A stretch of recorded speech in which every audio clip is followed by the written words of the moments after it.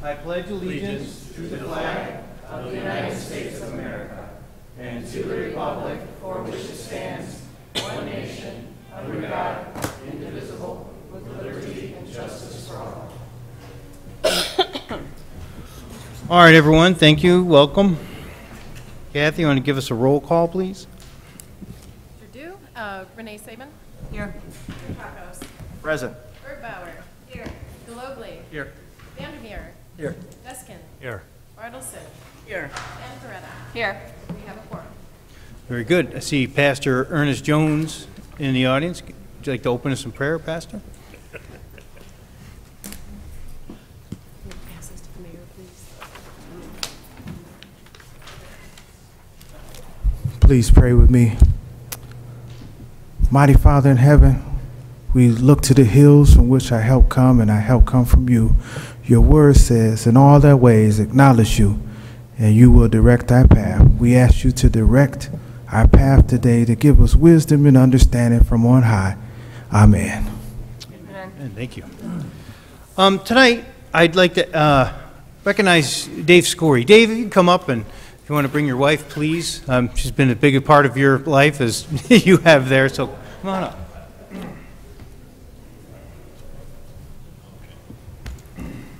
Keep one document on the screen and then open up another document.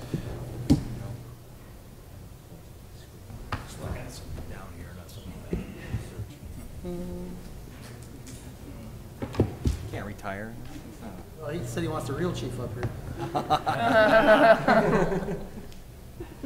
You know, Dave, I think longest serving person in the department ever at 37 years, is that right? It's amazing. And Dave has served the city of Lockport for over 37 years, and his wife as well, because these things, they go tandem, you know. It's like if you don't have the support of your wife, it just doesn't work. And so I want to thank you too, Mrs. Scory, for all your support to the city of Lockport, and for Dave to be here. And but you know, one of the things is I really wanted to say was this. You've had oversight over 5 different stations, I believe, and 6 of them. And the last one that you did, you know, you were so sensitive to the history of Lockport and to our heritage that you really just went so much further than I think you ever needed to do. But it was your heart to be part of the city of Lockport and part of just the redevelopment we're doing, and to see the pride that we have as we're restoring State Street, and you got it. And I just really wanted to say on behalf of myself and the council just how much we appreciate that you did that for us. And just above and beyond all the great service you've done, how you've protected us over the years, how you have been able to lead the crews, and to, you know, all that they've done to watch over Lockport through fires and accidents and all the other things that you guys deal with. But on top of that, you went above and beyond with the way the station looks. And I just really wanted to say thank you to that and present you this certificate for your service and recognition, and just a personal thanks to you.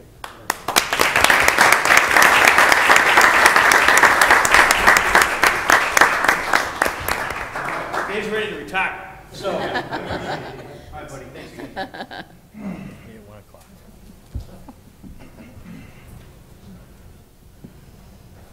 All right, my friends. So I passed out some sheets to the council members talking about some of the liaison positions. Let me just kind of go through what I'm thinking here. I'd asked Jason to continue on with his liaisonship as finance. And now that Chris Capodona's gone, I had asked him if he'd be willing to kind of look over the HR position as well, and he agreed to, which I appreciate. The community development has been something Jim Petrakis has been doing. I think he's doing a great job, and he's asked to continue with that.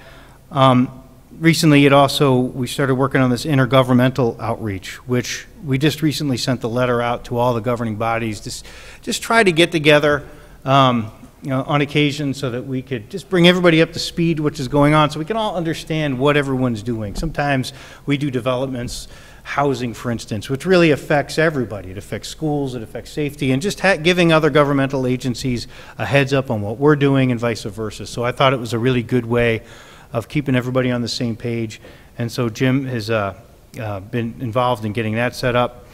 I'll continue with the economic development and marketing aspects of things. Joanne has been doing a great job with beautification, quality of life, and housing. Christina and Renee, I asked them to do something it's a little bit short-term, but very vital, but I think in the end will be a long-term, how its final legs are, we'll see. But it's the downtown business retention, especially during the construction. It's going to be very challenging. Christina got together today with some folks from the chamber and private business to start kind of forming a little bit of a committee so that they can really put a plan of attack together. You could talk about that in a second if you want, Christina. Half our budget is police. It's a very, very big aspect of who we are. People don't realize that with all the things we do, half the budget is police. It's a big responsibility, and I was going to ask Catherine if she could kind of be in charge of looking over that and public safety. Code enforcement, JR, I was looking to see if you could help with that. We could talk more about what I'm looking for on that specifically. And then nobody knows more about water than Darren does. And nobody retains more knowledge than Darren. The guy's like my memory bank. So he's going to keep an eye on water and CIP. And remember, these are kind of informal. These are really just, you're the go-to people for this. If staff needs to reach out, it's good to go through one of the aldermen first, who's in, like if chief's got something, work with Catherine on these things so that it can come before council. It's a good way to keep us informed of new things that are going on without it just being, it's a way to get better perspective of the entire council on different things. So I appreciate your help and willingness to do these things, and we could talk more on the side if there's deeper questions you guys have about, more specifics about things we're looking for. So did you want to mention at all, Christine, about kind of what your thoughts were today with meeting with Laura and Lisa? Yeah, they were really promising. What the plan is hopefully this will extend past the construction, but the plan is to retain every business and create some fun downtown. We're putting together the chamber, Main Street, and businesses, and us, the council, Renee and I, we're getting together and we're going to try to create programs to hopefully bring people downtown, especially during this construction, because it's going to be a hard sell. So hopefully we can do it. And that's the start of it. And we'll be meeting soon and hopefully getting stuff off the ground shortly. Yeah, I heard, we got the meeting started and I just was in and out, but you guys are coming up with really good ideas and I think good plan of attack already, so I appreciate that. Does anybody have any liaison reports, things that are currently going on? Oh, I do. Yes, please. I have 3 for the police, so it was quite fitting. Just a reminder, the Lockport Love Golf Outing is not this Friday, but next Friday, August 11th. So if you're interested in coming to golf, that'll be a fun night, or a fun whole day, I guess you could say, and that will be at Broken Arrow. Second thing I want to say is National Night Out. Yesterday was a huge success in Willowwalk. I would say maybe 500 people came out. We ran out of plates in the middle, and they had to do a plate run to go get more plates, but the line was nonstop. Merv was making hot dogs, and Chief and I were stuffing the hot dogs with the buns for a while, and then I moved into the pizza line, and when I arrived, they said, "Great, you're here, go to work." And so I was like, oh, thanks. Wasn't expecting it, but that's okay, I enjoyed it. And today, for feedback, I went to one of the camps that my daughter was in, and all these people said, that was great. They're like, how often does it have? And then other people were like, is there one tonight somewhere? And I'm like, no, I think it's usually the Tuesday across everywhere I go, but maybe you can Google it. But people were talking about it today at the event I was at. So kudos to the police department and everyone who organized that. And then the third thing is Citizens Police is coming up. They are now taking applications for their next class. If you have not done Citizens Police, consider it. I believe I was in the class of 2010 or so. My husband was in the class 3 or 4 years prior to that. Joanne told me she's done it. I know Darren's done it. I don't know if I've, okay. Ben's done it. Anybody else? Kathy's done it. So it is wonderful. We were able to recruit 4 people last night at National Night Out to join. And so, yes, if you have not done it, it's supposed to be Monday nights. And as from what I've heard, it's like a 10-week program with a banquet afterward, and it's great. You learn all these different things about the police department and things that you might not have known, but it's an excellent program. And you could contact the police department or Jaron for any more information. Do you want to say anything else along that? Okay. You know, what we learned in the past is that people who attend, they really understand the issues that police have to confront every day, and I think it'd really be good for some of the people who actually complain to put them there, because they understand what they go through, even whether it's high weeds or whatever they complain about. They really when the class is over, they go, wow, we did not know that's the kind of job you had. So it's nothing but really good stuff, and it only takes like $30,000 out of the budget. I'm just kidding. It's free. It's not. He's being sarcastic. No, we really appreciate it. Thank you, Catherine, and thank you. It is a good program, so. All right. Anything else, That's all folks? I've got. I do have one thing, if I'm not speaking out of turn here, that long-awaited development code here, right? Next week or two, we're getting a first reading, send it out to everybody so everyone can kind of take a look at, if we're still on. Presented August 16th. Do you want to just elaborate a little bit on that? Yeah, sorry, So the development code for the book that any developer that comes in, kind of make us more developer friendly. Putting something in a book where anybody can come into town, know it. We are very consistent in our policies, procedures, and things that we're asking for from one developer to the next. Where they're looking at and saying, these are the type of streets I want to put in, curbs, this is what's being required. So somebody can look at it and say, I can build here, here's my costs, without it being like, well, we changed our mind, we want to add thicker streets, more concrete, more. So it's kind of like setting our codes, our development as we're moving forward, sets the process that we go through, our entire process, everything that's there, gets everybody on the same page. So we kind of had an outdated development code. This is in the first and supposedly in the series. We want to do the municipal code after this. Long awaited for Darren. Darren's been pushing for the development code, so we're going to get that. It's not something to rush and run through it. We want everyone to be able to read it, understand it, get it. So when you see some of these developments too, that you understand where they're coming from. So. All right, very good. Did I explain that? Or okay. All right, my friends, is that it? All right, let's move on to the fun stuff. Pam, are you taking PZ1? I am, thank you. Good evening. The applicant, Ganesha Gayatri, or GG Tempo, currently located at 16059 West 151st Street, is seeking approval of annexation and rezoning for the property located to the west of them at 16105 West 151st Street, and an amendment to the special use permit for a religious house of worship and final development plan so that they can construct a new 7,200 square foot building. 3,300 square feet would be on the main level. That would include their worship area, and 3,600 on the lower level, which would be in the basement, is the community room and kitchen. A new parking lot consisting of 125 standard parking spaces and 4 accessible parking spaces, a proposed detention area, and a new updated septic system. The project is anticipated to be constructed in 3 phases. Each phase has a projected deadline. The improvements and timeline are addressed in the annexation agreement, which we will be holding a public hearing on after this discussion. I've identified the 7 plans that are under consideration this evening and moving forward. Just kind of to recap, back in 2012, the original property was annexed and zoned to O2 General Office. The original special use permit for the House of Worship, religious house of worship, was granted.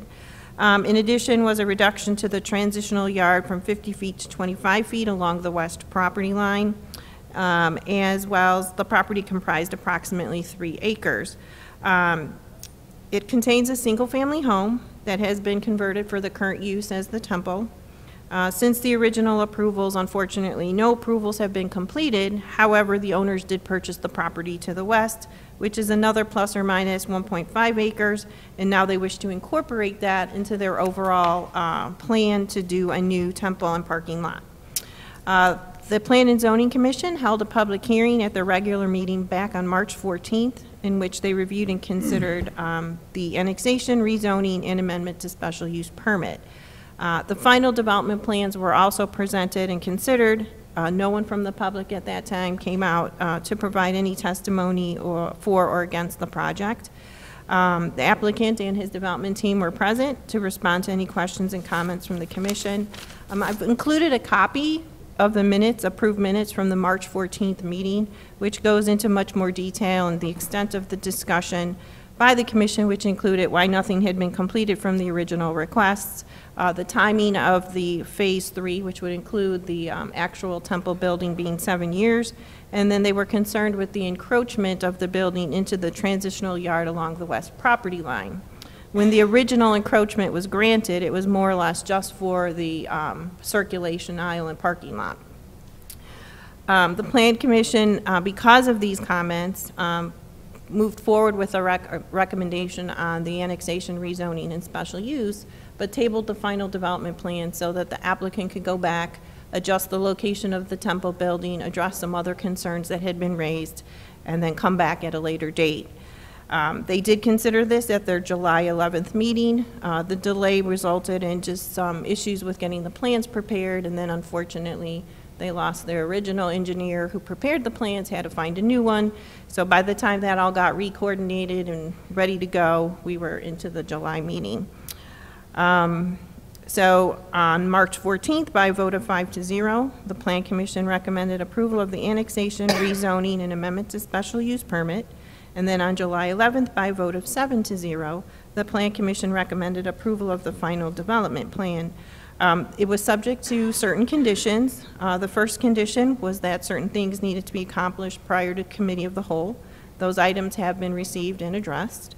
The plat of consolidation, however, is tied into the dedication plat.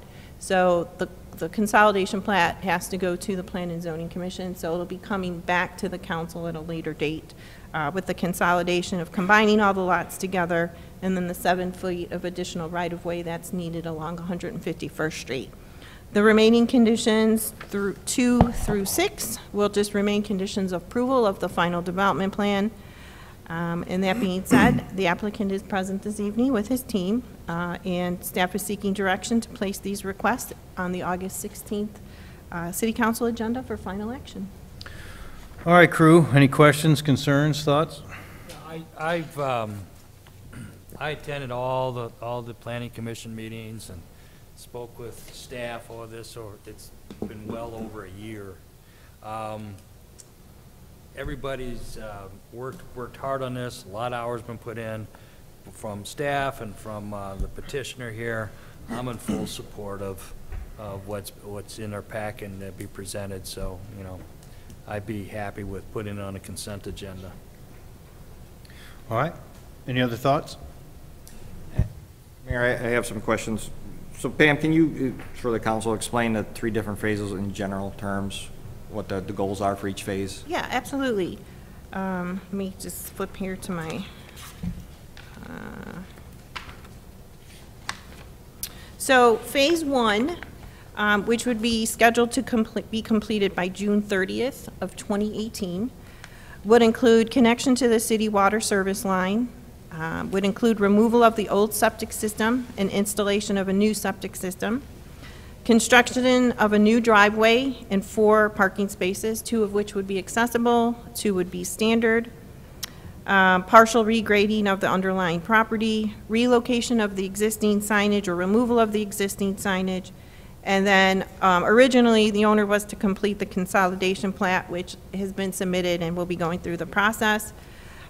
Phase 2, which is scheduled to be completed June 30th of 2019, would include removal of designated trees, installation of a new, it's kind of like an extension of the new parking lot, which would include 28 more parking spaces, underground utilities, parking lot lighting and storm sewer lines, connection to a fire hydrant, construction of an east entry canopy and walkway around the building, construction of detention pond, construction or connection to city water supply, and then the existing wells will be maintained, but the purpose shall be solely limited to landscaping use and maintenance.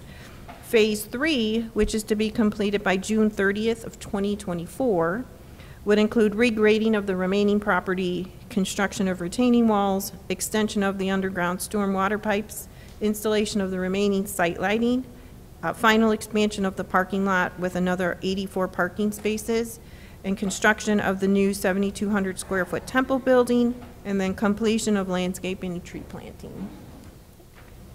So the one question, if you can point to where the existing parking lot is now, or Dev or anybody? Okay. If You're- I may, before the owner gets there, this item has to be set on the action agenda because it does require two-third Okay. approval, so.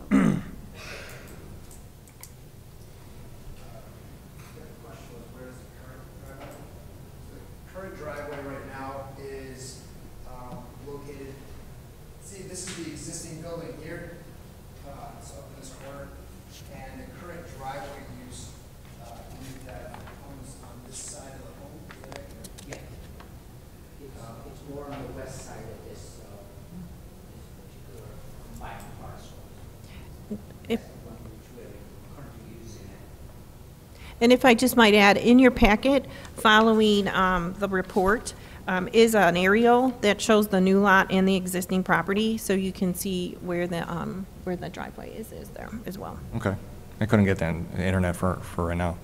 I've got no problem with the timeline and stuff as we're moving forward. We've done that for other people with annexation and getting things in order and doing all that stuff. But if phase one, at the end of phase 1 and 2, is there anything code-wise, Pam, that we would, if the lot just stayed like that we would be deficient code-wise? Is there items that would be on there, I mean, in terms of the amount of parking, the amount of lighting, the amount of everything, of where we sit on, by the end of 2019, I guess, is that second phase? Well, I mean, at this point, the only code, as we just talked about under review, is the development code. For the most part, many of the things that have been incorporated into the development code are things that we have worked with applicants on an aside or through the annexation process. The zoning ordinance, the current zoning ordinance as it exists today, was used to do the review. I would not, depending upon what kind of things we might modify in the zoning ordinance, I guess I would defer to the attorney in terms of what happens when we change the code, if this project has not been complete, the phases have not been completed, or if they're under review, in progress of being constructed. Yeah, there are provisions in the annexation agreement that if someone breaches, then we could take action, either force them to comply or take other measures, and I believe that's in the agreement regarding that, and that includes if the owner is not in compliance with the current code. Okay, but I mean, in terms of, at the end of phase 2, you're gonna have that smaller parking lot, right, Dev? Yeah, it will be. As it stands there, it's not code deficient, right? We made sure that at the end of phase 2, we've got enough lighting, parking, whatever to Yes. fit that area. Yes. Most of the stuff happens in phase 3, which is the big temple, that's more parking, that's more, I get that portion. When you do build the temple at the end, what happens to the original building? Does that stay there? What was that? No, yeah, the existing building will stay there. It's going to be residence for the priest. So that's how we're gonna work on it. So if we have to work with building department, planning department to meet any codes inside that building, we'll work on it. Of course, come on. My only concern is that we've had other applicants that have come up, and we've had a 5-year extension, right, annexation. They got 5 years to do parking lots or sewers or any of that stuff, that we're consistent, that this is within 2 years, which is great in my book, that we're getting things done and the parking lot's getting done and the detention's put in, the water's put in, and all that stuff. That later phase is, if you don't build, you don't do the parking lots. So those are tied together. I get that portion of it. No, we wouldn't want the annexation agreement to force you to actually build a bigger building. So I'm fine with it as it is. I'll have some clarifications. I couldn't get the email on the old annexation of what, and I don't know if you have a summary, if there were big hits of, what's the major difference between the two? What it does is it breaks down the development into 3 phases. The original amendment didn't have phases, just kind of in a general term had, you need to get the I think, connect to the city water and other things, but it really didn't break down in schedules, the 3 phases. Plus this. Same scope of work, same, It's very similar conditions. It's not like we're relaxing any of the conditions. The other major factor is that there's the addition of parcel 2 and then the consolidation of parcel 1 and parcel 2 to expand the development. understood. Okay. That's all the questions I had, sir. All right, anybody else? All right, I think it's good stuff. Thank you for the desire to expand and build upon what you already have, and stay here in Lockport and be part of the city. So thank you. This is going to be on a consent agenda? We'll put it on an action item. It needs a 2/3 vote, so we will put it on it for an action item next. It will be action item. Okay, very good. Thank you. All right. Next, do you need me to open up the public hearing, Sonny? Yes, and either you could open it up, or if you want me to go ahead and do the No, background. I can read this. Okay, That's fine. great. I like to hear myself talk. All right, before we invite members of the public to the podium to comment on the proposed amendment that will replace the 2012 annexation agreement between the city and the Ganesha Ge 3 Temple, commonly referred to as GG Temple, I will ask the city staff to provide a summary of the amendment to the annexation agreement, the zoning, annexation of a new parcel into the original annexation agreement, and any special use permit for the property. After staff reports on the project, I'll call on the representatives of GG Temple to the podium to offer their comments in support of the amendment to the original 2012 annexation agreement. After GG Temple folks' comments, I will then ask for a motion to open the public hearing on the proposed amendment to the annexation agreement. Once the motion is approved, I'll then invite any member of the public to the podium to comment on the proposed amendment to the annexation agreement. Please give your name, and you may provide your address so we know your proximity to the proposed development. The city staff and the development team will be available to answer any questions from the public. After the members of the public have had an opportunity to be heard, I will then ask for a motion to close the public hearing. After approval to close the public hearing, I will then ask the city council members to ask any questions they have regarding the project, and to make comments and ask any questions of the city staff and the owner. Once city council members have had an opportunity to make its comments, I will ask the committee of the whole whether to place the amendment to the annexation agreement along with the accompanying ordinance annexing the property on the city council's meeting on the August 16th meeting for approval. So I will now ask city staff to present their reports. And since Ms. Hirth already presented her report, I'll go ahead and present mine. And this is just the summary of the requirement of the public hearing on the approval of the amendment. This annexation amendment will replace the 2012 amendment, annexation agreement, I'm sorry. And basically, as we stated earlier, the difference between the original annexation agreement and this amendment is that the development will be separated into 3 different phases. Parcel 2 will be added. There will be a plat of consolidation that will come before the city council later on for approval, and what they'll do is that the plat will be hopefully approved, and it would be developed into one property, and as indicated in the attachments to my memo, the public has been notified as required by state statute, and the city administration at this time recommends and requests that a public hearing be held to the committee of the whole meeting, and then this item be placed on the agenda for August 16th. Okay. If anybody from the temple wants to say anything or has any comments, feel free. Dev, come on up. I remember when I was mayor in 2012, we signed this agreement, but I personally feel and would want council and everyone to know that we believe that this annexation agreement is much better, in a sense, what the city attorney just said, that acquiring the second parcel has given us a lot more opportunity to provide the retaining pond, as well as put the tree lines there, and also make the temple where it's more feasible with the setbacks and everything else required by the planning commission. So we were able to do that. So all in all, this plan is much better, and we had a very good success with the planning department working on it. We've been working on going back to 2015. It's just taking longer, but we have a better capable engineering company with us who are from Lamont, and Bill Zalewski is from that engineering company, and they're working with us. Currently, they're working on getting the prices for phase 1 and phase 2, because we know that phase 1 needs to be finished by June of 2018 and the phase 2 by June of 2019.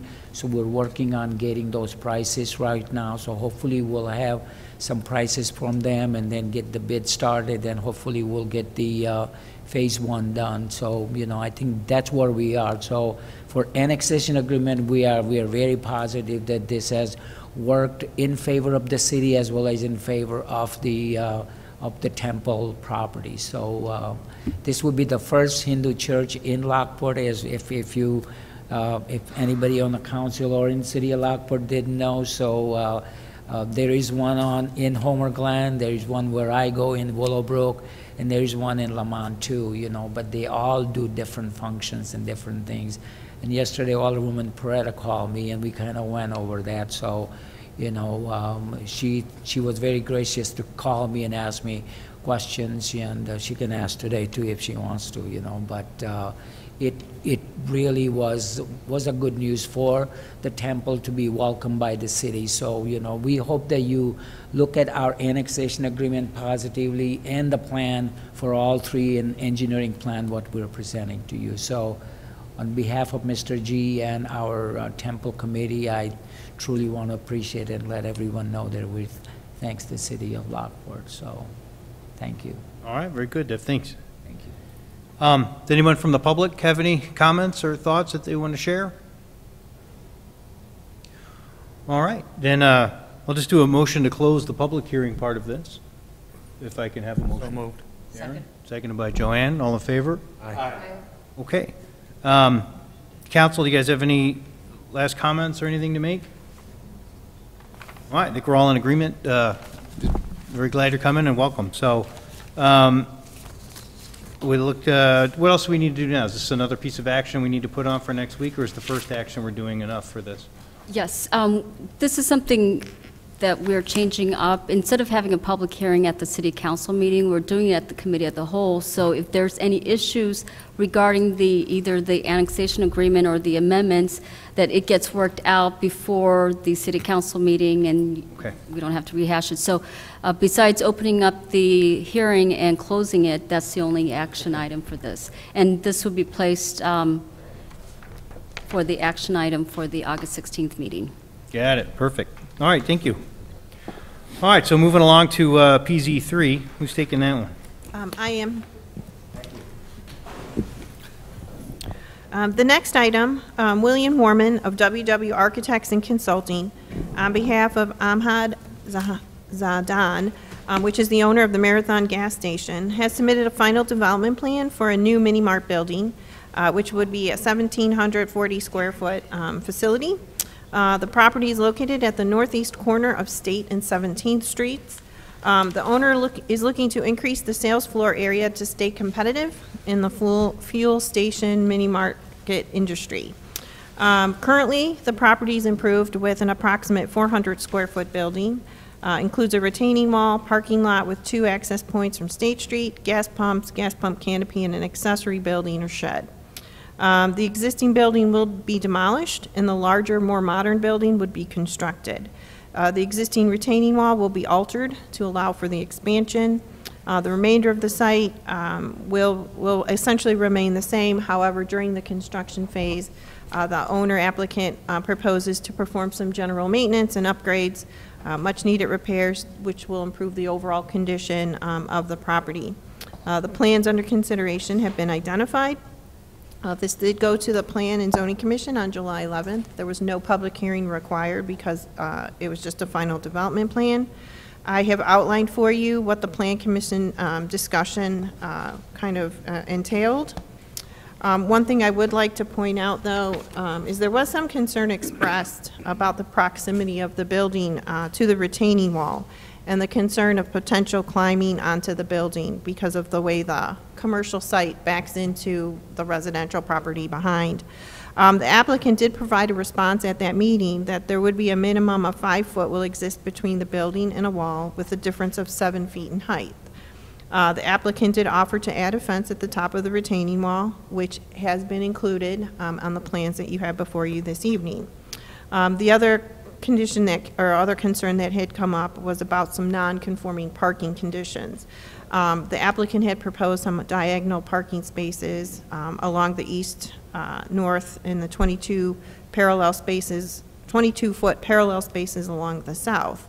The commission was interested in kind of adjusting those parking spaces a little bit to increase the distance or increase the width of the circulation aisle that was adjacent to those parking spaces. So subsequent to the Plan and Zoning Commission meeting, the applicant did revise the plans. I outlined those revisions for you in the report. The first revision was an elevation plan that's been submitted in color. A cross-section has been provided for the retaining wall, which shows the relationship to the building. A 36-inch tall chain link fence is shown on the cross-section as an additional separation barrier between the top of the building and the retaining wall. The parking spaces have been redimensioned properly. And then, as I mentioned, there was some concern about changing the angle of the parking spaces to increase the width of the access aisle. However, by putting them in at an angle, it actually didn't do what we thought it would do. It actually reduced the aisle width a little more than what had been previously shown on the original plan. So we would be seeking direction from the council, and we would suggest going back to the 90-degree parking spaces as originally proposed. They changed the parallel spaces, and then the permanently affixed curb stops, which are located on the north side, were adjusted from a 1-foot setback to a 3-foot setback from the fence and wall, and this is to allow the overhang when the car pulls into the parking space. By a vote of 7-0, the Plan Commission did recommend approval of the final development plan, subject to 6 conditions. These conditions would be included in the final resolution approved for this project. They have to do with cleaning up the existing parking lot by resurfacing it, seal coating, and striping it so that it can be maintained in accordance with city code. The parking spaces on the north side, the permanently affixed curb stops would be included. Overall condition of the property should be in good condition and shall be improved with the following. The existing gas pump canopy has some rust that needs to be removed. It needs to be repaired, and the overall structure repainted. The old concrete remains in blocks along the perimeter of the parking lot are to be removed. The chain link fence that is damaged shall be repaired and or replaced. Prior to construction, they need to submit their engineering review and inspection fees. And just a reminder to have on record, we will need a building permit for the existing shed so that we know we have something on file. And then a demolition permit will be required from the building department prior to the demolition of the existing building. The applicant is present for any questions or comments you might have. And then staff would be seeking direction to place this requested action on the August 16th meeting for final consideration. All right. When everything seems okay, there's still the question about the parking. I mean, your recommendation is to go to the 90 degree? Is to go back to the original design, because you still, I mean, it's still a little bit under what the drive aisle would be, but that's an existing condition. But by angling the parking, it makes the existing condition that's already non-conforming more non-conforming. Okay. All right, council, what's thoughts, questions, concerns? It'll be a welcome change. I go down that area. I live in that general area, so I go by this gas station on a daily basis, and it'll be nice to have a more updated looking building. Yeah, concur. All right. All good? All right, yeah. We're excited about seeing the improvements, so thank you. Are we doing a public hearing on this too? Because I don't have a document. Okay, I just saw it on the name up here. All right, so what do you guys need? Do you need us to put this on the agenda for an item? Okay. Is this, Sunny, is this something that can be done on consent, or is this too need an action? This would have to be the final development. I don't think it needs to be on action item. It could be on consent. Oh, I think we're in agreement. Everybody good with the consent agenda then for the next meeting? Yeah. All right, very good. All Thank right. you. What do we got next here? CE1? CE1. Oh, I see why I was confused. All right, my bad. So sorry. Yes, I was like one item off. All right, CA1, Bruce Road, Caton Farm. You bet. Thank you, Mayor, members of the council. The Bruce Road, Caton Farm Road project we discussed about a month or so ago at Committee of the Whole.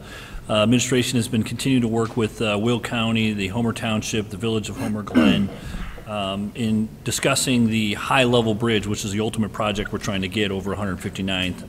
The Eastern Coalition, the communities of Homer Glen, Homer Township, and the city of Lockport are trying to move the middle alignment. The middle alignment is the only portion north-south that would be a new road between 159th and Bruce Road. We've been working with the county. We've presented this concept at the Committee of the Whole in regards to sharing some of the costs in regards to exploring. There's two phases of the study. Study A is about $97,000, where the three partners have agreed to split those costs at 33% apiece. The Study B is $347,000. That amount would be owed by the city of Lockport wholly if we were to move forward with those new selections. We have asked those other partners to help us in funding those. They were comfortable in trying to fund the first portion, but they didn't feel comfortable in putting money into actually changing that route, which would really only benefit the city of Lockport to create more developable lands. So we understood that. We wanted to present this back to you again, where we had, again, brought this up to Committee of the Whole before. So the only thing that's really changed from the last meeting is that those other community partners are willing to fund the first portion, but not the second portion. And so we're still looking to approve this. It's not, it's not ideal, but it's the only path forward that we have been able to accomplish. And unfortunately, in about 18 months of negotiations with the county, they have fronted all this money to do this study and pick this route with the TCC. They've spent millions of dollars. They're asking us to spend the last few $100,000 here if we want to change the route.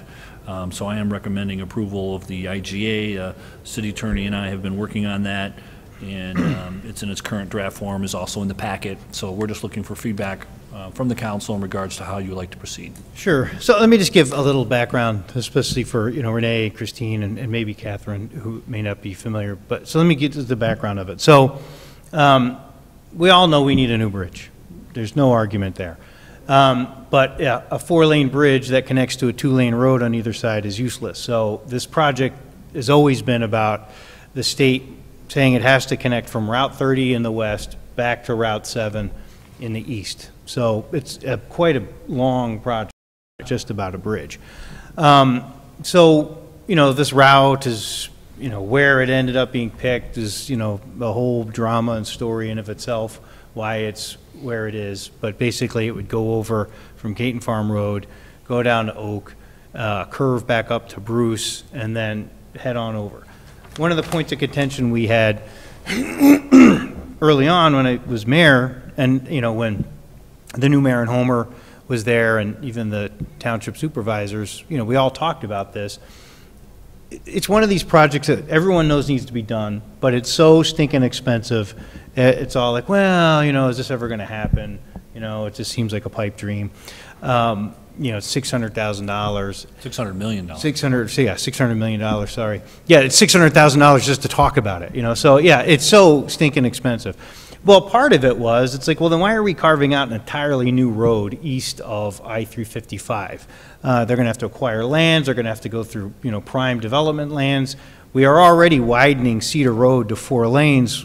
Why are we just not connecting to that? Maybe we can shave off $100 million off of this project and actually bring it closer to some sort of reality. So, the other municipalities, we agreed on that, and so we approached the TCC and the county about doing that. They had difficulty walking back the middle alignment choice because we already spent the money, and it's like, look, I've seen this in the military. Just because you throw money at something and it doesn't make sense doesn't mean we should just keep rolling, right? It's like if we have to change course, we have to change course. So we did, the other municipalities agreed to, like Ben said, split the cost of the first part of this to see if it's even feasible. The fact that they're not wanting to fund the rest of it, it really does make sense. Everything that would happen after it's agreed upon from the first phase of this, it wholly benefits Lockport. It's all development inside the city of Lockport. Do we like spending money on this? No. But it's, the parcels that it's going for have all been zoned for residential. As Darren's pointed out, if we, build homes there, it would cover the cost of this within 4 years, and those homes will be there for 100 years. So the cost will be made. The other thing, too, about it is it definitively will tell the developers who own that land that, yes, you can build on it. Right now, it's been held hostage. Nothing's been developed there because no one knows for sure whether or not the middle alignment is going to happen or it's not going to happen. So if nothing else, it can free up that property to finally be developed. So I think it's a good move. It makes sense to try to figure out if, using the existing expansions of Cedar Road can be utilized for this project. But it's like, you and I all feel like, well, can't we just look at it and say, sounds good, right? It just takes all this money to do studies and do it properly. So that's what this is really about.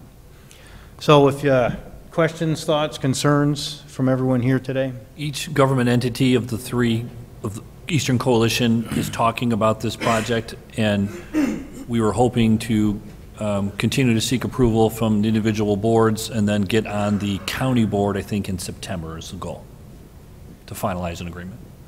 The only thing I would like, and I am in full agreement with this, I've fought 8 years for this. 2 years ago, we had a joint meeting with Homer Township, Homer Glen, and Lockport Township, filled up this room here. The very next day, Ben and I went down to the county board and addressed the county board. That was when they actually had a concession 2 years ago. Well, if you want to pay for it, then you can go ahead and do it.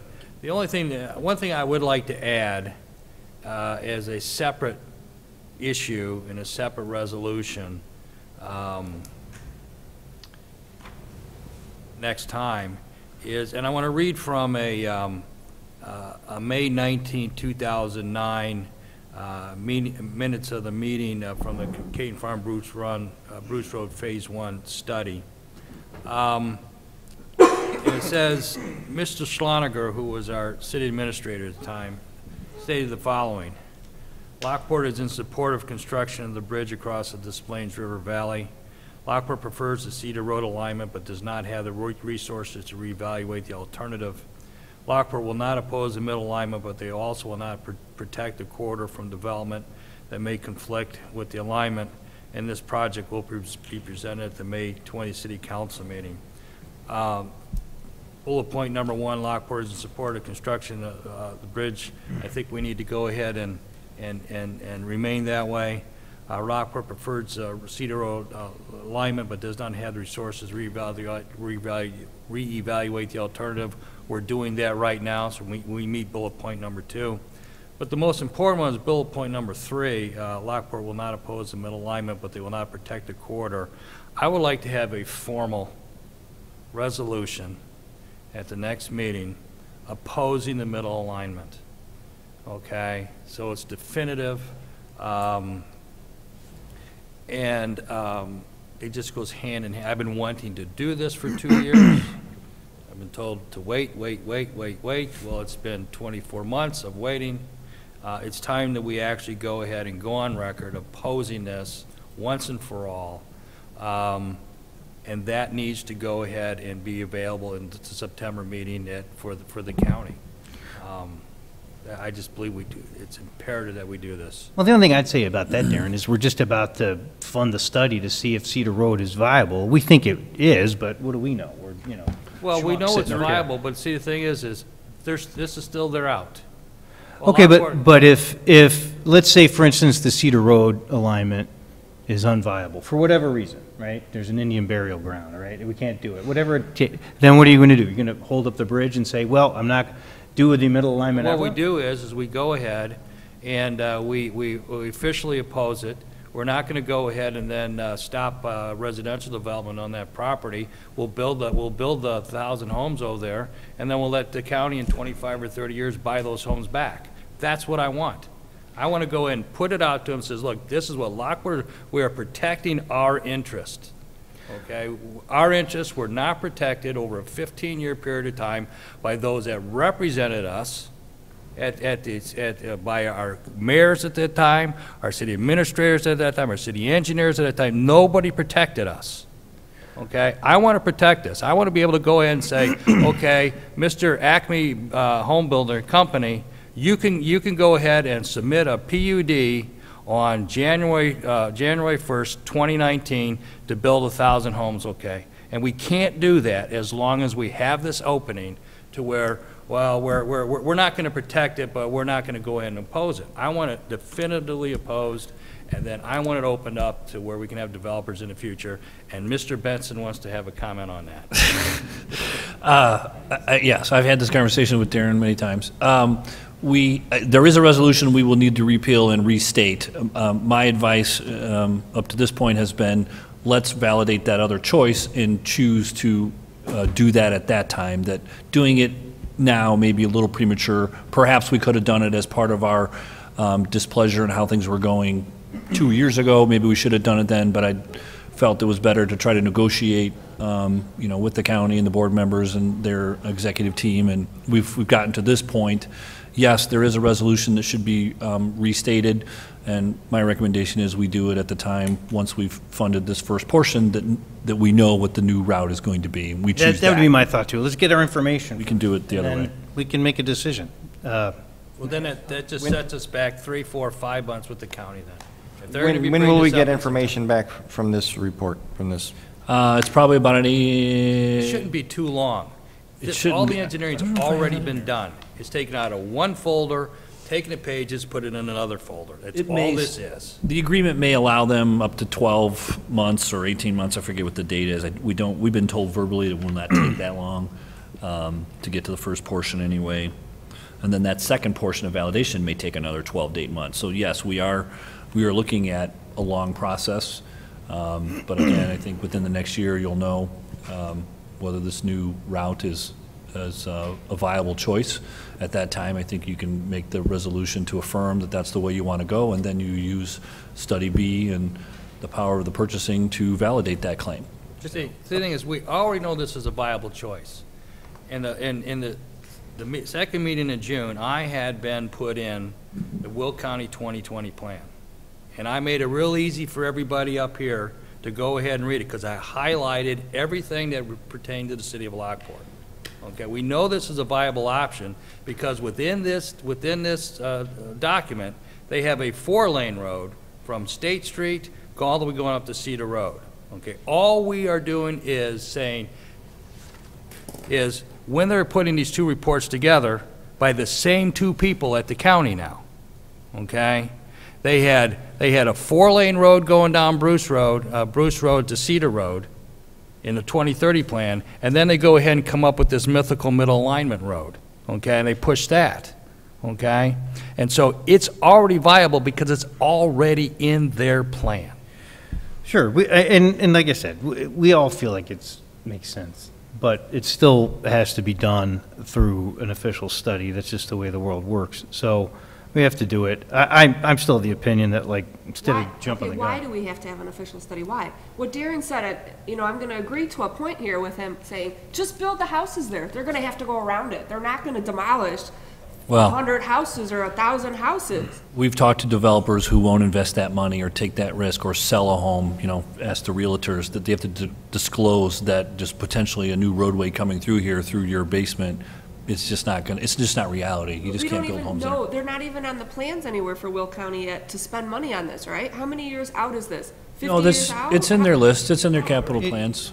It probably is a long way out. I agree. Because everything gets pushed back, pushed back, pushed back. Yeah. The likelihood that this road may not be built until 2050, right? But do we want to leave the area of Lockport undeveloped until that time? Right. And so having confirmation. And why do we have to do studies? I don't want to do a study, Catherine. It's just what has to be done. It's a lot of money. Of course it is. It is a lot of money. But it's just. Will County should be paying every single cent of this because it's their screw up. Right. Yeah, I'm not okay with that. I agree that they should pay, but they're not. So we can either sit here and humph and fold our arms, or we can get it done. So we got the other entities to agree to help split the cost on the phase one. And then again, once it's official, then those homes, those developers can build the homes. We'll recapture that money. I too have been frustrated with it. I've been talking about this for 4 years. It's like county just will not spend the money. Like, we spent it, we're not changing our mind. It's classic government, right? I've already spent money bad, we're on a bad road, but we can't pull up now. So instead of us continuing on that trend, it's like, let's step in and do something. As far as like, you know, making a resolution that says we'll, you know, oppose the middle alignment, never allow it happen, I'm just like, just take this next step, get it done officially, so that, again, it's going to free up those houses or that space to build. No one's building houses there tomorrow. So we have plenty of houses being built with MI homes and stuff like that. It's not like there's some development that's like, you know, revving to be there. My suggestion to council is that we just move forward with this step. Once it's confirmed, then we can make a resolution that says the middle alignment's not a viable They option. haven't even finished their phase one. We were trying to preempt them. We're trying to get this into their phase one engineering, so they don't go out to phase two with all these drawings and all this other stuff, and they spend some more money, and Right, they go further down the road of the middle alignment. and here's what's going to happen, okay? They build this road, which we found out a month ago, we don't even know whose road it's going to be, okay? And so what that does is, we have this major arterial road, we have the tollway split in Lockport in half. We might as well, on the day that they go ahead and do that, we just de-annex everything east of Gaga Road and just give it to Homer Glen then. Darren, you're just using hyperbole. I agree with you. I agree with you that the middle alignment is not the right road. That's why I've been going in this direction to begin with. I'm just just be patient. Instead of doing a resolution next council meeting that says no middle alignment, let's just take it easy, get this study done, and then we can all have a nice official reason why the middle alignment's not the right way to go. The way I'm looking at this is, they've made their case, this is just us appealing it, right? We've got to spend money, we've got to put money to appeal this and actually prove them that that's the better one. And they know it.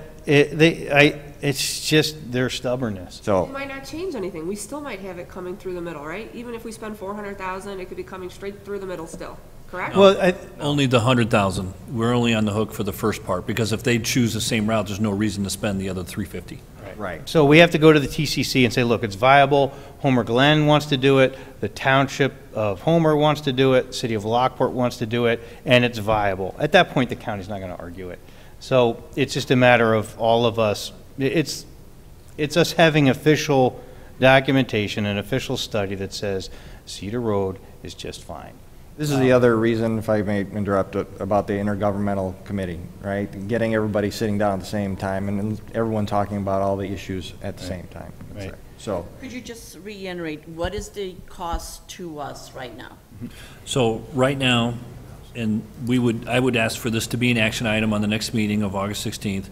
We're waiting for more final confirmation from those other governing bodies, the City of Homer Glen and Homer Township, and the City of Lockport are trying to split the first portion, which is Study A, which is $97,000. So we would divide that by 3. So right now, we would be committed to $32,000. Now, that could change. There's no guarantee that Homer Glen will agree to do it. They're saying they're for it, but they're talking about it just like you are in the next week or two. So when we come back in the 16th, we are hopeful that we're only asking for 1/3 of 97. It could be 2/3. It could be 100%. I would still make the recommendation that we go forward. We want the partnership in the spirit of intergovernmental cooperation. They've agreed that it affects the region and their communities as well. So I think they'll agree to the first portion. Once that is done, 12 months from now, the county will come back and say, yes, your theories have been, realized. Do you want to proceed? And then we would say, yes, we've approved, we'll budget for the $350,000 to continue the next part of the study. But would this resolution be basically pre-approval of that second part? We still have the choice. I mean, they can't make us spend the money, but we're, You can decide. If you're saying, we'll still come back to council again at a future meeting saying, hey, 12 months from now, you know, we've spent the 30,000 or whatever it is, and we've validated the argument, we'd like to proceed with 350. We wouldn't just go spend 350 without coming back to council. So, excuse me, Ben, so what if Homer Glen and the other village that you, Homer Township, what if one of them pulls out? Can we revisit this to I make would a still decision come whether or back not on we the wanna move 16th, forward? and It's I gonna would let cost you us know. now more money now. Yeah. Yep, I would let, it's still a vote, that's why it would be a vote action, that's the only thing that might change between now and the next meeting, is whether we have confirmed the three-way partnership on the first 100,000. And when will you know that from the other? As soon as they have their board meetings, I think Homer Glen is meeting with their finance committee this week, and I forget when the township meeting is, I maybe just think next it's week. very important that we revisit this. If should we need to anything delay change. until September 2nd or whatever that meeting is, that's fine too, but I agree, we need to know what those answers are before we make our vote to accept. And I have another question, please. So say we go through all this, will this actually confirm whether or not, will this help us in the future to work with Will County to say, you know, this is not the right alignment for this road? Yeah, the first study validates our claim. We have a theory. We will validate that claim. Once that theory is proven by this first part of the study, we have to spend more money to kind of validate that theory and claim, where it goes into soil testing, engineering, environmentals. I mean, that's where some of the additional money and additional time is spent. And that's where we can also lobby Will County really hard. Yeah. to At go that in and point, say, between "Look, now and then, Say, come on, guys. if we come prove on, the guys, argument, you give us- Quit being give us stubborn. something." Right, quit being stubborn. It's official now, we've called their bluff, we paid the money up front. The three municipalities have put some money in to see if it's viable. We all agree now, so let's stop playing games. And, you know, the only other thing I did ask too with Homer Glen was like, look, if Cedar Route becomes viable, are you guys in agreement with that? And it sounded like that was a positive feedback from them as well. we also met with 33C. This impacts them, you know, because they would have a 4-lane highway at their front door and their back door, and Well, if they did this, they'd have it Sandwiches front a and school, back. yeah. Right, this actually eliminates the road behind them, it just keeps one road on it. Right. So, just making sure we had support. Cedar's a 4-lane road in the 2030 plan anyway. I do want to talk I just want to talk through Darren's kind of comment about a resolution opposing this a little bit more. Because as I play it through in my head and think about it a little bit strategically, right, this is, I'm sure they'll be using federal funds for this project, right? They have to, right?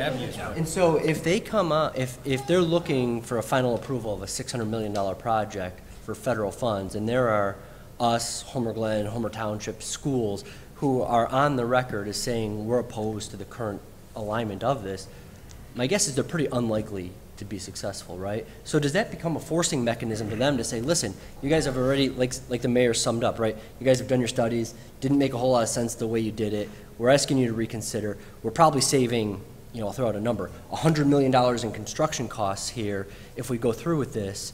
But does that, if we're on the record as being opposed, and some of these others are as well, say, all right, Will County, as is, this isn't going to work, right? You're not going to get the money for it.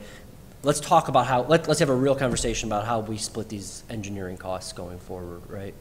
That, in theory, it's a county project, and their mechanism of voice is the TCC committee. The TCC committee has already selected the preferred route, whether we like it or not. You know, to give the council an idea, the TCC was made up of Plainfield and Crest Hill and Joliet Township and Joliet and Lockport, New Lenox. And so what happened is people who had no dog in the race decided this for us, okay? And so even if Homer Township and Homer Glen and Lockport had opposed this, we were outvoted by people who have, this does not affect them at all. And that's what I find, more than anything else, that's what I find most disturbing and disgusting about this entire thing that was shoved down Lockport's throats back in June of 2009. The way that this could impact them is that they want to see this project successful, right? We could shave potentially a lot of money off the cost of the project and make it more likely to be successful. That's always been my argument with it. My argument is like, look, if it gets kicked down the can, or the can gets kicked down the road all the time because it's 600 million, what if it's just 500 million? You know, I mean, if we're saving money, perhaps we can bring it to a sense of reality. So it's another reason why I've been like. Well, but, I talked to the mayor of Crest Hill. He says, hey, as long as it doesn't affect what happens at Crest Hill. Everybody west of the river. Same could thing. care Well, less. I don't, Just as build long me a as bridge. it doesn't affect us, I don't care Right. what happens. Right, so that's fine. So that's why the conversations have been with Homer Township and Homer Glen and that. And we were all in agreement to like, look, let's. Okay, I'm done. I have a question. This TCC, it's made up of Plainfield, these other communities. And Lockport and Homer, and yes. Mhm. Is there, will they come back and push back on this? What is this TCC, is it gone? No, we still meet. It's, in the TCC committee meetings, we've had this discussion, and it's like, those of us on this side of the, the bridge think this is a bad thing, and they're like, that's fine, but it doesn't affect us. So we're happy with the way it is. Like, well, if we pay for it to get this relooked at, are you guys okay with that? I'm like, fine, whatever. But, so it's really our issue. So they won't push back? No, they don't care on that side of the bridge. Part of this process is we, the three communities, we all pass our resolutions. We go to the county for a resolution. They hire civil tech and hopefully validate this claim. Once that has been proven, then we will go back to the TCC and give them an update in regards to what's occurred. If anything, we go back and we say, hey, guess what? It's viable. I think we just saved $100 million. Right? And that could be a point Lunch where you is on try to you. politic for Yeah. someone. Okay. All right. Well, why don't we, we'll put it on for an action item. Yeah, We can, and hopefully we should have the answers from the other two entities before the 16th. If they don't, we can certainly defer it until September. Okay. All right, we'll see what comes up next time. All right. 2017 bond. Thank you, Mayor. As part of the capital improvement plan, it was decided many years ago that the city would issue a bond every other year to help fund the road projects. So this year, we're looking at selling a bond for about $2 million. At the time this council memo was written, we didn't have the actual date for the rating call. That has been now set for August 14th. So what we'll have at the next council meeting is a public hearing opening up for comment. And then the bond sale would occur September 6th and a closing date of September 25th. So what we're looking for is to put on the next agenda a public hearing for a bond sale. Okay, so is it a public hearing and an action item to pass if the public hearing goes well? It's Just the public hearing? Just a public hearing, yes, at this point. So what you'll pass is a bond ordinance somewhere down the road after it sells. All right, thoughts, questions, concerns? No, this is kind of a standard funding mechanism. If you looked, I think, I'm having trouble with my iPad. The rate is like 1.6% or something like that. Well, if we're lucky, yes. 65515. Well, okay, you got it right. I mean, it's very low. We've kept a good rating. The call hasn't happened yet, but that would be great. I mean, I think most people have heard about the CPS bond that just went out at like 7.5%, and they're paying more in interest than they are in principal over the 30 years. That's not this, right? This is our normal funding mechanism for projects at very good rates. So I definitely support it. All right. We good with putting this up for a public hearing next meeting? All right.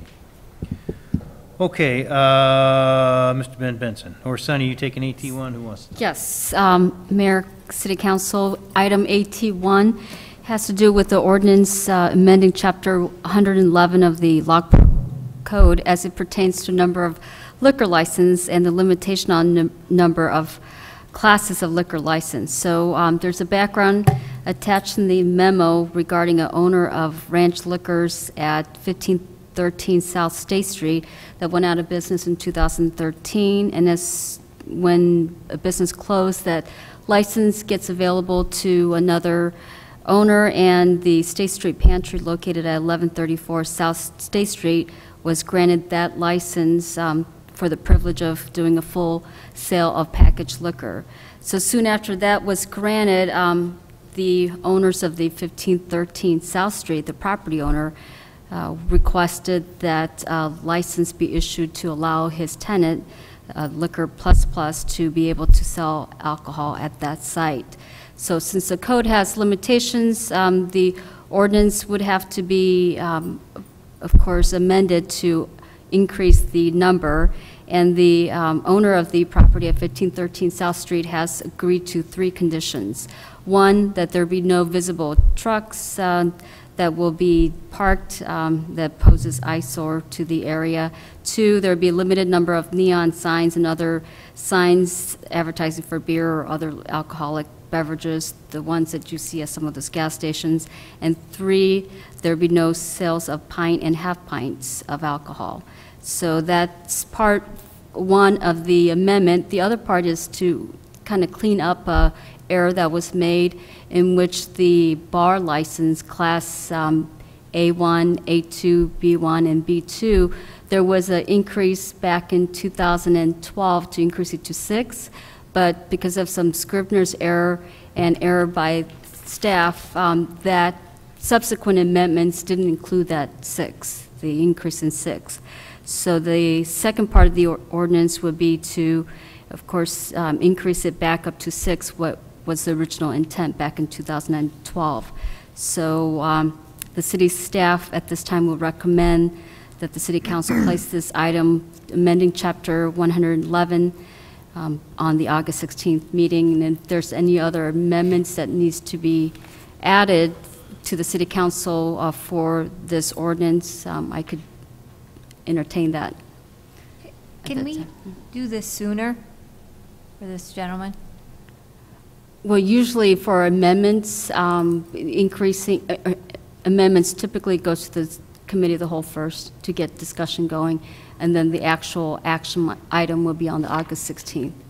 And as soon as that it's approved, then the license will be available. For the most part, this is the way we do things. We talk about here, give it 2 weeks to get it disseminated to the public if there's any feedback, and then we do action items. So it's typical the way we do stuff. Question on the signage, is that for that class of liquor license, or just for that person? Just for that particular location. Yep, for that Just particular. that location. Yep. Has that been clarified? Have you guys worked out what that means, the limitations of signage and? Yes, I mean, the liquor commissioner, the mayor, has the ability to put restrictions on licenses. It's a, it's a type of, it's a privilege to sell alcohol. So the local control could come through the mayor as a liquor commissioner on restrictions on how that business operates, including what items to sell, what the size is, the advertisement, the overall look of the area. And so one of the conditions in order to have the privilege of the retail sale of alcohol is that you have to comply with those conditions. But I mean, is there specific conditions on signage? Like you only have one per every other window, or that's something that we guys clarifies that? That's something that we'll work out with the business owner So you prior still have to. to. Yes. Yeah. Okay. But they did agree to do some things that needed to clean up that plaza, and that was good, so was fine. As far as the other one goes, that was a place that had an existing license. It was supposed to still be available, but like as Sonny pointed out, there were some clerical errors which made it go away. The new place, if it ever happens, I did tell them it does need to have food and, a place where you can eat. It's not just a straight bar. So that kind of conforms with other things that we've been doing anyway, so. Were we also ratifying that wine-only request? Yes, there's another business owner that has requested a Class G1 that would allow wine sale for on-site consumption. And I believe I could easily amend this to allow that. Yeah, and that is, what's the name of the restaurant again? Anthony's. Yeah. 159th. That's up It's there a on Greek place. 159th Street, it's the Greek place. He wanted to sell wine with his stuff too, so.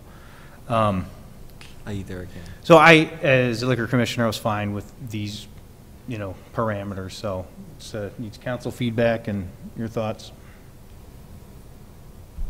Sounds good. Okay.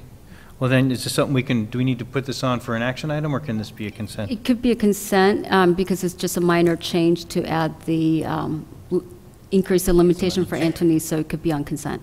Okay, well then we'll do that. All right, thank you. All right, North Street and McGregor. McGregor, you going to talk about it there, Brent? Good evening, Mayor. Good evening, Council. I do have a couple items on the agenda this evening to discuss. The first one, North Street and McGregor Street. Just first, real quick, give a quick update. We are getting very close to seeing some pavement out there, seeing some new asphalt. The project is scheduled to be completed here over the next 2.5 weeks or so, just in time for school. That's still the goal. If we get any luck with the weather, the goal is still to get this open by school. So project is going well. We did have a change order on the project that was brought to our attention a couple weeks ago. The original plans called for a 30-inch storm, or called out an existing 30-inch storm sewer pipe. Unfortunately, when the contractor got out there and started doing the excavation, they realized that it was not a 30-inch storm sewer. It ended up being a 49 by 33-inch elliptical pipe. And so the initial plans with the replacement of that pipe, and then also the connections, since these connections now are a lot different than a standard 30-inch pipe, the price for this is estimated to be about $40,000. In order to do this correctly, instead of trying to take this 49 by 33-inch RCP pipe, or I'm sorry, not RCP, elliptical pipe, and connect it and leave in some old pipe, what we did was we took it back another 15 feet or so to the north and another 15 feet or so to the south, got it completely out of North Street. So now there's no future potential for issues. There's no kind of collar that was put in the ground that could or could not hold. In my opinion, now this is going to be an ultimate long-term fix. With that, there is also some existing fence that is on the north side of North Street, where this existing culvert empties. It actually is the upstream end of the culvert. So where that is located currently, there is a fence. It's just a kind of a generic, more of a safety fence. What we are going to put up there is, to be consistent with the other projects in the city, more of a wrought iron steel black fence to give it a little bit more of a look and be consistent with the other projects in the area. Again, this project, the cost is roughly $40,000. We're still working through everything. The contractor has not completed the work. We haven't gotten a final price on the fencing. There is also an additional storm manhole that was added as part of this work. So my request this evening would be to obviously take any questions or any other discussion this evening, but then put it on the council for an action item on the 16th. At that time, I would have definitive costs for council. All right, thoughts, questions, concerns, grapes? I was talking to Brent about this one as he's getting into all the projects and doing all that stuff. Brent, maybe you want to talk about, like, you've been talking about new policies and procedures of how to, like, avoid this in the future. Sure. You know, this is one of those that I don't want to say that we're going to be able to catch every change order. I don't want to lead council to believe that, but I do hope in the future and moving forward that one of the things that we're going to do is internally we were going to have a more thorough review process, and it's just going to be each department, so our water, our sanitary, our street department, our engineering department, we're all going to have a sign-off on each of the individual departments, divisions that we have within the Public Works and Engineering group. So we'll all be looking at our own portions to make sure that anything that the engineer, that the outside designer is putting on paper is actually what's out there. We've got a lot of staff with a lot of great knowledge, and they've got that knowledge. We're just looking right now to kind of share that and make sure that we're getting the right people to look at it. So that's one of the main things. Number two, when we do go out there and we do a survey, one of the things that we're going to do is actually have a walkthrough of that survey. So when that survey is completed, come back to us. Again, our staff, they have a lot of good knowledge, and that staff is going to go out. I think we talked about this probably 2 months ago or so, having the ability to go out and if there is a question, pothole, open it up a year in advance. Let's see where that water main is, where that size is, what size pipe that is. So if we do have anything that we're concerned about, we can address it ahead of time. We know what we're going to go into as best as we can. Those are the biggest things that I think moving forward that we're going to do. Again, and then kind of as a big picture item, the GIS. And I know we've got some GIS out there. It's not 100% accurate. And so one of the things that we're going to do is look to improve upon that, get new information, verify information. And, you know, again, as part of that, when we have engineers go out and do the work, do the survey, do the design, we're not going to be, we're going to ask them not to rely on our data. And I know that sounds kind of backwards, but we can't guarantee our own information at this point. And so we're not going to give it out as, you know, it's going to be a tool for us, I guess, not a tool for the designer. We're going to ask the designer to go out and use their field reconnaissance, essentially, and build the plans off of that. So. Okay, sounds good. Thanks for... Measure twice, cut once. Yeah, buddy. All right, everybody good with an action item? Okay. Sure, consent. All right. Lastly, Princess Court and Charles Street water main replacement. Item PW2 this evening. This is a project that was budgeted. It is in our fiscal year 2017 document. This is for the Princess Court and Charles Street water main. It is water main only. The roadway was resurfaced within the last couple of years, so the roadway's in very good shape.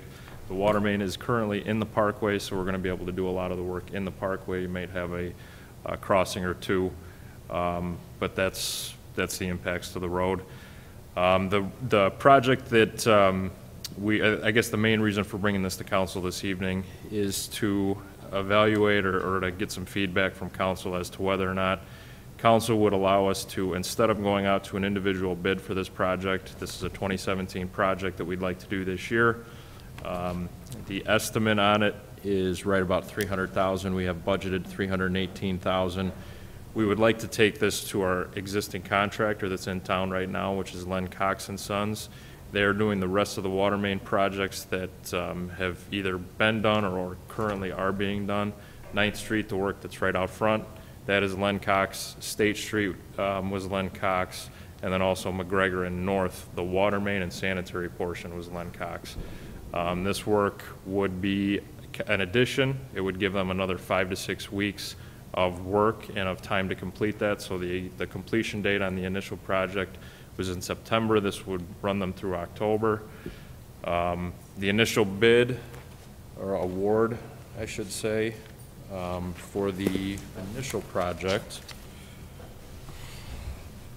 was 1.9.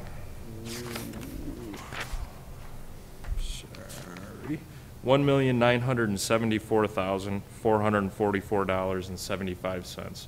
So that was the initial project that went out earlier this spring. That was bid on. We had a number of bids, so we do feel like we have solid bids. We have very good bids. It was done earlier in the year, which is typically when you're going to receive better bids. Our fear now is we've got a smaller project. We don't have the ability to go out with a larger project and get the the better pricing, and then also later in the year we feel like we might not have the best time of year to go out and get an individual project. So all of that being said, we're asking council to consider us using the existing bids, the existing bid items. No changes to that contract. It would be at roughly $300,000 in additional to that roughly $2 million contract. All right, thoughts, questions? Well, I'm very happy with this. This, to give you an idea where Charles Street is directly across the street from the Park District, the pool over there. If there is a worse water main in the city of Lockport, I don't know where it is. This is absolutely, positively the worst water main.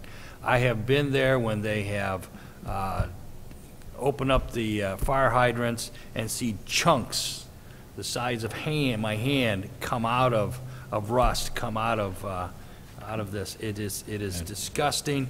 When people talk about bad water in Lockport, this is the worst of the worst of the worst. So this is We This should have been done 50 years ago. So you won't have to convince anyone that it's chocolate water anymore, right? Yeah. That was another story. Okay. All right. Can I any other just ask a thoughts? Yeah, question? please. So I agree with Darren. I've seen this water, and it's really bad and needs to be done. And Brent, I know you weren't here, but if this is in the CIP, we went out to bid earlier on these projects, why wasn't this included in the bid? Right? If we were making a bigger bid, there's a potential for. It was in for next better year's CIP. I think it was in 2018, and we've actually pulled it up in our bid process this year. And we didn't have it designed at the time when we went out to the bid. We were working with, we've kind of been progressing it to try to move it up, so we weren't quite having it all It together. was in the CIP in 2017 budget to be replaced in 2017. We put it in there. I think originally it was in like 2018 or 2019. In the most recent year, we put it in the budget to do it. I just think we weren't ready with the design yet. I don't think it was in the CIP at all, to be honest with Oh, it you. wasn't? That was my recollection, as they told me last year it needed to be done and entered, but it did not get designed, and that's why it didn't get added. So it's been designed now, it's ready to go. So it Correct. was in this year's budget. Yeah, and again, I'm sure everybody's seen this document, I'm still trying to sift through it, but it does say on page 143, just to read the sentence, City Council felt the extreme condition warranted adding this project to the 2017 budgets, even though it was not originally included in the CIP. So. Stand corrected. I think my memo may have said that it was in the CIP. I do have a CIP sheet for it, which I think was created kind of as part of this document, so I think it was probably not in the original CIP. So I do apologize on the memo, but. So I agree with getting this done, because it's just one of those things, it really is that bad that I support getting it done. Feels like this is just another one of those cases where, could have done it. Process could use some improvement though, and, as we revamp the CIP, I think we'll get a good list of these type of things. And I think I don't know if it's a state statute, but we can add up to 50% of the original contract amount with this current vendor. So we're way below guidelines in regards to, there were some concerns, does the law say that you can add more to this existing contract that we bid out? Is it 10%, is it 20? We found out that we have the ability to extend that contract 50%. So we're well within, the 300,000 is well short of, what was the overall? 50%, 1.9. then Almost you have $2 to million. rebid it. Yeah. So. Yeah, my concern is more just process-wise, that we're getting this all together and presenting the best best package to try to get the best bids in. Then you're talking for the about future. the pros and cons of this. So the pros of this actual amendment, what we're doing is we're getting the pricing for a $2 million project on a $300,000 project. But the cons to that is it could have been a $2.3 million project. You're saying, I get what you're saying, putting it all together. But we're cleaning it up, our processes are cleaning up, we're moving forward. 2018 is going to be totally different, I was told, so that's. We'll all still wait in anticipation for that updated CIP that we can Brent. comb through. And I don't even let them go Yeah, home so anymore. every day I make you wait, it's that much better. It's going to be that much better for you guys. All right, my friends, are we good with the consent then on this? Yes. Yeah, I'm fine with that. But I don't have an exact dollar amount, so I didn't know. I see. Yeah, I will have an exact dollar amount. It's in that 300 range. We're just waiting on just the final. Why don't we just do an action? Yeah, just leave an action until we have it. It's fine. Do an action. All righty. Thank you. Any new business? No new busyness? Then look for a motion to adjourn. Real quick, new business, Brent, you want to talk about, you went off for an RFQ, right? Civil engineering? We did. We went out, thank you, Jim. Went out for an RFQ, went out last week. Boy, it's been out on the street for about a week now, I guess.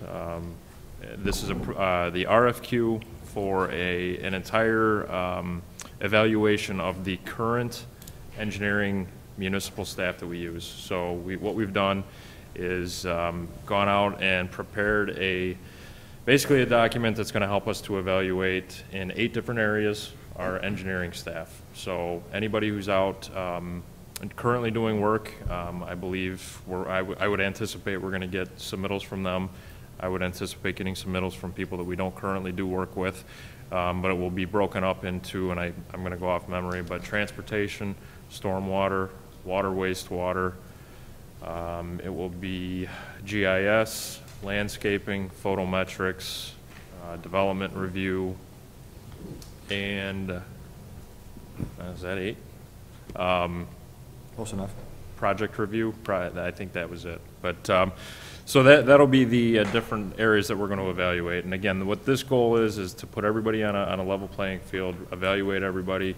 We're going to do a process that will give us the ability to bring in companies to have discussions with them, interview them, and then put together a list. So in each of these 8 areas, we'll have a list. It's going to be ranked with, you know, the top 3 I would anticipate in each area, and those will be presented to council. So council has an understanding of how we've evaluated, who we've evaluated, and what these, you know, each individual individual engineering company, kind of what their area of expertise is. I think that's very important, and I think that's one of the things that from me kind of coming in and evaluating and being here, I think it's very, I can't say it enough, very important to get the right people to do the right thing. There's a lot of good that comes with people who have relationships with the county, for instance. You know, if we have an issue with the county, or maybe not even an issue, a new roadway that's going to connect to the county, having that ability to have an engineer in here who works well with the county. Water, wastewater, making sure that we have the right people in here. If we're looking for specific grants, making sure we have the right people in here looking for specific grants. So again, what this is supposed to do, or what this is intended to do, is to kind of take what we have right now, which is we've got a lot of good engineering companies in here, but really, I think, condense that, get them more into some areas that when you guys hear stormwater, it's going to be very easy for council to understand. Stormwater, okay, that's, you know, A, B, or C. So that's the goal, but the process will be about another 2 weeks receiving them, and then it's going to take us a couple weeks to go through, and hopefully within a month or so, you guys will start to see some results. So you said that we would get like ranking, that's not the word you used, but yeah. Will that be yours, like who does that? Will that be you evaluating all of them, or will you have help with that? Yeah, there will be myself, and we're still working on putting together a panel in-house, but there will be several different individuals on that panel. We did this in 2013, a bit of a smaller scope. This is a much larger scope this time, but we did this in 2013. We brought in companies to interview them, and just kind of basically you're pre-qualifying them and getting their backgrounds and checking references and knowing what their experiences are. And because not every engineering firm, you know, and these are basically mostly a lot of engineering firms. Some are better at other things than others, and so we want to try to create a list that these are the people we use. You have to be careful. You don't want, you know, one company doing everything, and we don't want 12 companies doing everything. So this is about consolidation, and it's hard for staff on board to manage 18 vendors. It's just impossible. So you've got to have your partnerships and you know, your key relationships, and those are the, you know, top 6 or 3, or depending on the topic, so that we go to. How long will this list be applicable? Is it Typically like 3, 5 year, years. I mean, I don't know if we 2 said, years, 3 yeah. years? Just because if a key employee leaves from that company might not be as good if that was the reason we liked them. Just because they're on their list doesn't mean we have to use them either. These are just pre-qualifications of who we want to select when we need pricing for a project.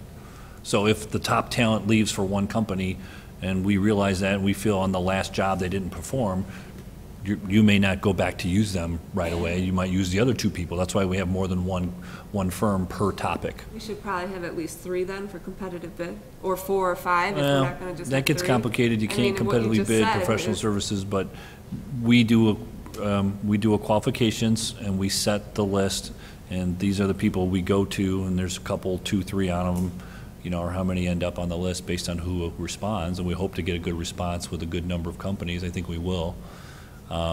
But we rely on staff to designate who they're using when for what project. There will be multiple on each list. Yeah. So under stormwater, there will be multiple. But to get back to answer your question, how long? I mean, I don't know if we've discussed how long, but. Oh, we did it 4 years ago. Did it? Yeah, I recommend 3. You don't want to do it every year. I understand your concern if time-consuming, something but changed, yeah. Again, if a key person, the reason you liked it, you just said, if the reason you liked it was because they had a good working relationship with the county, well, if they leave, do they automatically come off the list then? I mean, if the reason we selected them, do we reevaluate it at that time? I would Because- think if there's enough problematic changes, we can always just have a recommendation from staff to, hey, guys, we need to do another RFQ because we've had a lot of changes in the people we're using. So it can be done anytime it's deemed necessary, so. And I think by creating the different groups, the 8 different, now if we do have an area that we feel like that happens in, then you could just go out for transportation, let's say. So now you've you've evaluated in 8 different groups. Gives us a little bit more flexibility too, I think. You said about 2 weeks, is that an exact, is there an exact date? or- There is. There's a and deadline in the RFQ. Is it in the packet? Apologize. I don't know if we, probably not, because you asked about it. I could email you the RFQ. That's fine. I'd like it, please. Sure. All righty. Anything else? All right, looking for a motion to adjourn? So moved. James? Jason? All in favor? Aye. All right, you guys need a break, or you want to press on? 2 seconds? Stretch, a little stretch at least. Stretch, okay.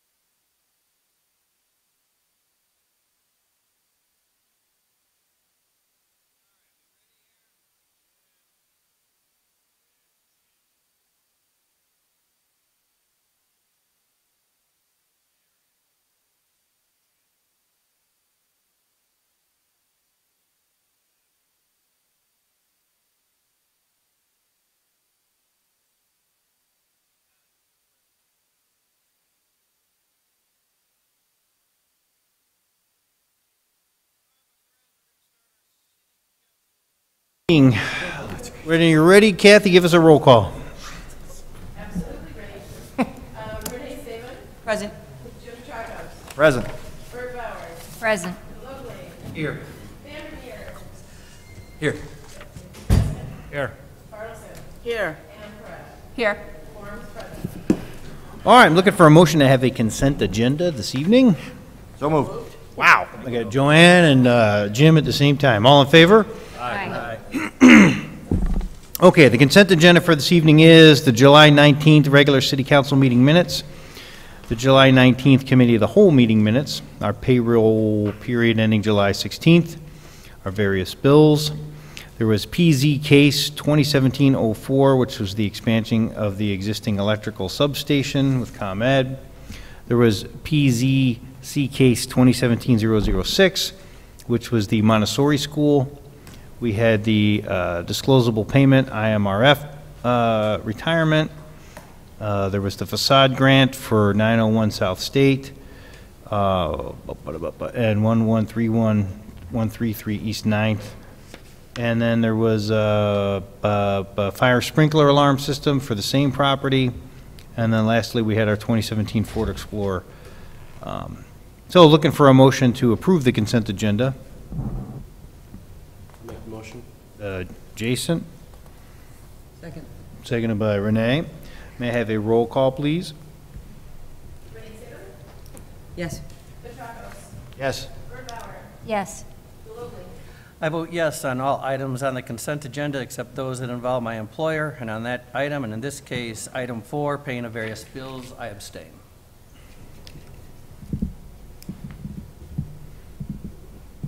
Okay, Vandermeer. Yes. Deskin. Yes. Carlson. Yes. And Perez. Yes. Motion passed. All righty. Looks like we're having executive session requests, CA1 for personnel. Yes, thank you, Mayor. 2C1 personnel, but I'd also like to add a 2C21 for approval of executive session minutes. Okay. So we'll do that then during the executive session? Right? It's on his Or chart. you could wait until after. Oh, yeah, Or- okay. No, we'll do it that way. All right, page 3, we got PW1, which was the well 15 design and IEPA project plan that we talked about. Looking for a motion to approve. So moved. James, Second. seconded by, yeah, you did. Seconded by Christina.